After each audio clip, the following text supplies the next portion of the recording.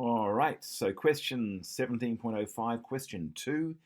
It starts off the sides of a rectangle.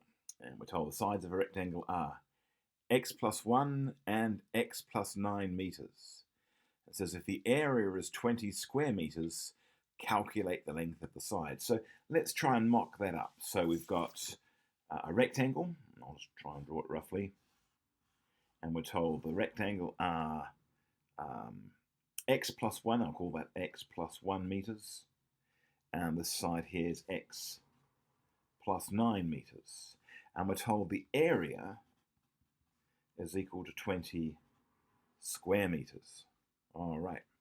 So now we have to form some sort of quadratic, I suppose, to calculate the length of the sides. Well, fortunately, this is a nice, straightforward one. So we know the area, or area, is equal to length times width. And we know what the length is. The length is x plus 9. So it's going to be x plus 9 times the width. Well, the width is going to be x plus 1. And we actually know the area. The area itself is 20. So let's reconfigure this so it's stated a little bit more succinctly. Well, I know I'm going to rewrite it the other way around, so I'll write it that way around first. So I've got x plus 9 times x plus 1 is equal to 20. Notice I haven't got the equals under each other anymore. I did that by mistake. I should have made sure that was all. So really, a lot of this is planning in advance. Anyway, let's calculate this as best we can from this point on. So let's expand this out. So I've got x times x is going to be x squared. I've got 1 times 9 is 9.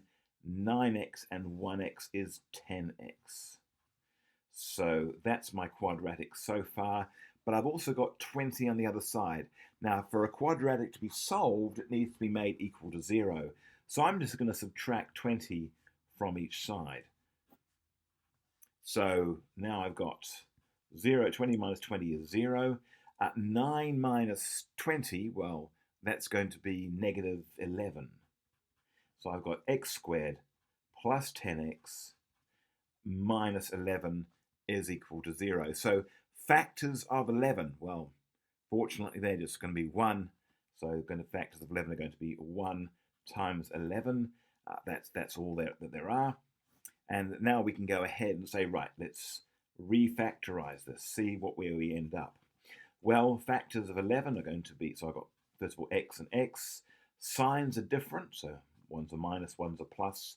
And we look at this side here and we say, oh, the biggest one's going to be plus, which is the biggest out of 1 and 11. Well, the biggest is 11. I put that next to the plus. I put the 1 next to the minus because that's all that's left. Now, let's solve for this, yeah? So what's x going to be? Well, so we could say either x minus 1 equals 0 or x plus 11 equals 0. So therefore, if x minus 1 is 0, and I'll just do that, so I'll put either x minus 1 equals 0. Let's add 1 to both sides. So x is equal to 1. Or x plus 11 equals 0. I'm going to subtract 11 from both sides, making x equal to minus 11. Well, we can't have a negative distance, and this ultimately, x ultimately here is to do with distance.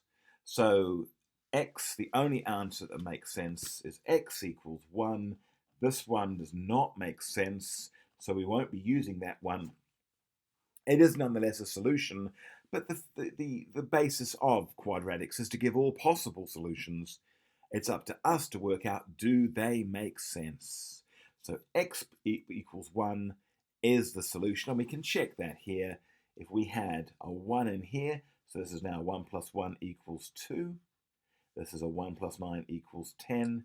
And yes, 10 times 2 does in fact equal 20 square meters. So that all plays out and that answer works.